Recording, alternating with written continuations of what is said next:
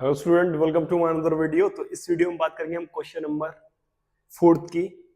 और होप कर रहा हूँ प्रीवियस क्वेश्चंस आपको अच्छे तरीके से समझ में आ रहे हैं। जो भी मेरी वीडियो देख रहा है प्लीज चैनल को सब्सक्राइब एंड बेल आइकन दबाना मत भूलो।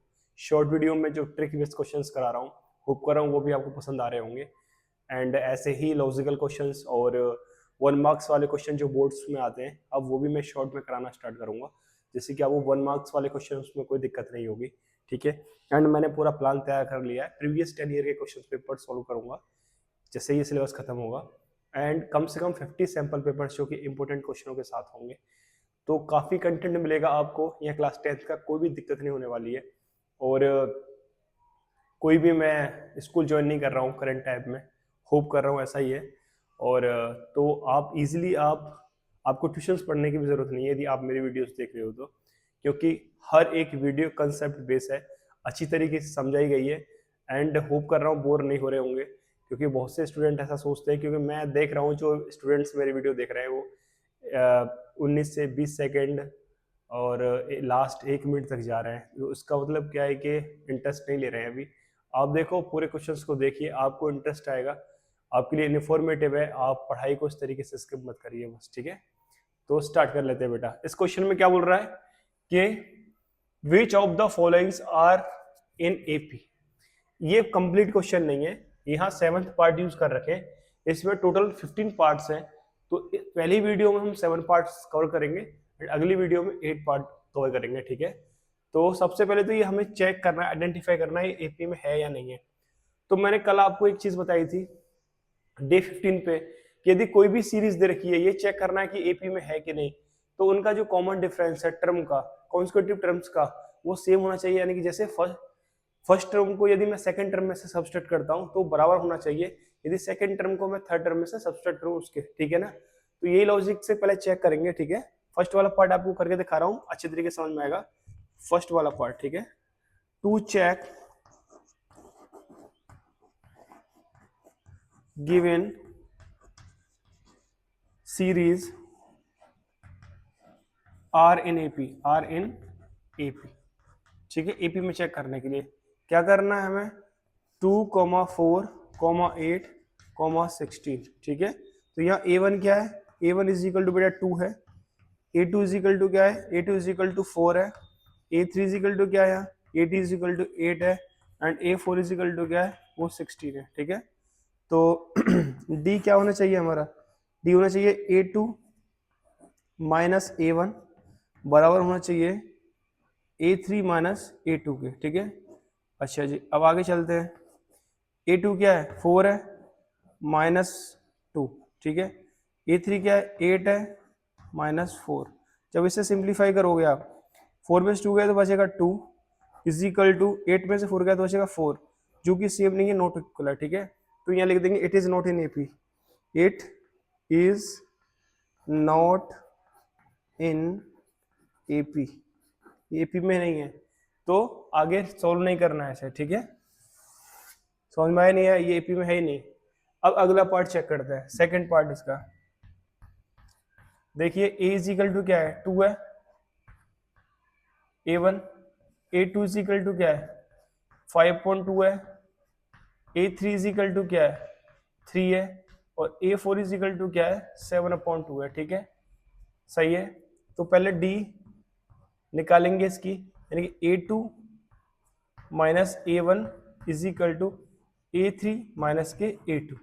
ठीक है, A2 क्या है हमारा, 5.2 माइनस का 2 इज इक्वल टू, देखो A3 क्या है हमारा, 3 माइनस का 5.2।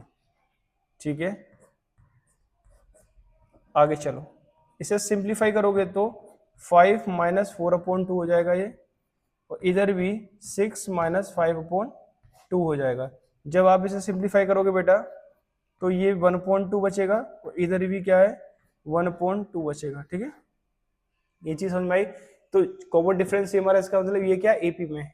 तो आगे हम नेक्स्ट 3 टर्म निकालेंगे। ठीक है, तो लिख देंगे yes it is in AP, ये किस में है, एपी में। ठीक है, तो नेक्स्ट 3 टर्म क्या होगी, नेक्स्ट 3 टर्म देखो 4 टर्म इसमें टोटल दे रखी है, नेक्स्ट 3 टर्म क्या होगी, A5 comma A6 comma A7, ठीक है। A5 को क्या लिखूंगा, A प्लस 4D, इसे A प्लस के 5D, इसे A प्लस का 6D, ये तो लिखूंगा, ठीक है। अब आप एक चीज देखिए, A क्या है यहाँ पे, पहली टर्म क्या थी, देखिए 2 है, क्या है बेटा 2 है, तो A की जगह पे मैंने क्या लिख दिया 2 प्लस 4 इंटू डी क्या है 1/2, 2 प्लस के 5 इंटू 1/2, 2 प्लस के 6 इंटू 1/2, ठीक है। 2 से ये 2 टाइम कट गया, 2 1 जा 2 और 2 4 कॉमा 5/2 यानी कि 9/2 हो जाएगा, ठीक है। सब सॉल्व करोगे तो इससे ये 5 हो जाएगा, ये हो गया आपका आंसर, अगली 3 टर्म्स, ठीक है। समझ में आया ना अच्छी तरीके से। अब बाकी के पार्ट्स करते हैं, इसे रिमूव कर रहा हूं बेटा।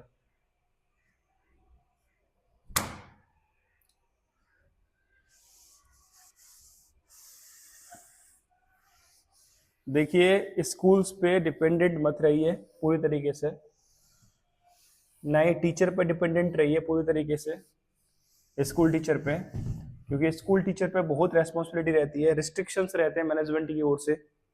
टीचर्स पढ़ाना चाहता है लेकिन फिर भी नहीं पढ़ा पाता क्योंकि उसे एक्स्ट्रा लोड ही इतना मिलता है, और एक 35 मिनट की या 40 मिनट की क्लास होती है और वो क्या ही पूरे बच्चों पे ध्यान देगा। इसलिए खुद से मेहनत करना स्टार्ट करिए, बार बार समझाता हूँ तुम्हें कि खुद से मेहनत करना स्टार्ट करिए जिंदगी में यदि सक्सेस होना है तो, ठीक है। और सक्सेस होने से मतलब ये नहीं है कि जॉब लग जाए तभी सक्सेस होंगे आप, खुद का काम कर सकते हो, बस डेडिकेशन होना चाहिए। जब पढ़ाई में पॉजिटिव डेडिकेशन होगा, लगन होगी, तो धंधा भी लगन से करोगे, ठीक है। और मैं भी एक स्टार्टअप करने वाला हूँ, और वो स्टार्टअप अगले वीक से कर रहा हूँ मैं। तो भाई यदि तुम्हें तुम्हारी मेहनत का फल नहीं मिल रहा है तो जॉब मत करिए, अपना खुद का काम स्टार्ट करिए, थोड़ा टाइम लगेगा लेकिन अच्छा पैसा कमाने लगोगे, ठीक है। तो जितना मेहनत दूसरे के लिए कर रहे हो उतना अपने लिए करो। अब देखो थर्ड पार्ट कर रहा हूं मैं, -1.2, फिर अगला वाला टर्म क्या है -3.2, फिर अगला वाला टर्म क्या है -5.2, फिर अगला टर्म -7.2। इस तरीके से आपको एक सीरीज दे रखी है। तो यहाँ पे A1 क्या हो गया, -1.2 हो गया, A2 क्या हो गया, -3.2 हो गया, A4 क्या हो गया यहाँ पे, सॉरी A3 क्या हो गया यहाँ पे, -5.2 हो गया, और यहाँ पे A4 क्या हो गया, -7.2 हो गया, ठीक है। समझ में आया नहीं आया। अब D निकालने के लिए या फिर चेक करने के लिए AP में है कि नहीं, क्या होना चाहिए, A2 माइनस का A1 बराबर होना चाहिए A3 माइनस का A2 के, ठीक है, यही चीज होना चाहिए। देखिए A2 क्या है यहाँ पे, माइनस का 3.2, ठीक है, माइनस A1 क्या है यहाँ पे, माइनस का 1.2, ठीक है, बराबर A3 क्या है यहाँ पे, माइनस का 5.2, ठीक है, माइनस, और A2 क्या है, माइनस का 3.2, ठीक है। चलो आगे से सिंप्लीफाई करते हैं। देखो नेगेटिव नेगेटिव पॉजिटिव हो जाएगा, तो माइनस का 3.2 प्लस का 1.2, ठीक है, इज इक्वल टू माइनस के 5.2 और ये प्लस का 3.2, ठीक है। अब इधर देखिए आप, इसको सिंप्लीफाई करोगे तो माइनस का 2 बचेगा, और इसको भी सिंप्लीफाई करोगे तो माइनस का 2 बचेगा, ठीक है। समझ में आया नहीं है तो yes it is in AP, ये एपी में है, ठीक है। तो अगली टर्म्स निकाल लेते हैं इसकी। अगली टर्म निकालने के लिए वही चीज process, next 3 term, next 3 term क्या होंगी इसकी देख लीजिए आप। सबसे पहले तो A5 is equal to A plus का 4D, A6 is equal to A plus का 5D, फिर A7 is equal to A plus का 6D, सही है। अब देखिए इधर A की वैल्यू क्या है, इधर माइनस का 1.2 प्लस का 4 इंटू माइनस का 2, यही वैल्यू है। इसे आगे सिंप्लीफाई करूंगा मैं तो क्या हो जाएगा, देखिए माइनस का 1.2 नेगेटिव नेगेटिव पॉजिटिव हो जाएगा, सॉरी ये पॉजिटिव है ये नेगेटिव मल्टीप्लाई होगा तो माइनस का 8 और सॉल्व करने पर इसे हो जाएगा ये माइनस का 9.2। ठीक है, आगे करते हैं इसे सिंप्लीफाई। देखिए ए की वैल्यू माइनस के 1.2 प्लस का 5 इंटू माइनस का 2, इसे सिंप्लीफाई करूंगा तो माइनस का 1.2 माइनस का 5 टू 10, यानी कि ये हो गया माइनस का 11.2। समझ में आया नहीं है? अगली वाली टर्म की बात करें इसकी तो ये भी माइनस का 1.2 प्लस का 6 इंटू माइनस का 2। ठीक है, इसको सिंप्लीफाई करूंगा तो माइनस का 1.2 माइनस का 12, यानी कि माइनस का 13.2। ठीक है, ये अगली टर्म्स हो गई इसकी। ठीक है ना, होप कर रहा हूं पहले 3 पार्ट समझ में आ गए होंगे। वीडियो काफी लेंथी हो जाएगी इसलिए पहले 3 पार्ट ही करा रहे हैं पहले वीडियो में, अगले पार्ट्स अगली वीडियो में। ठीक है।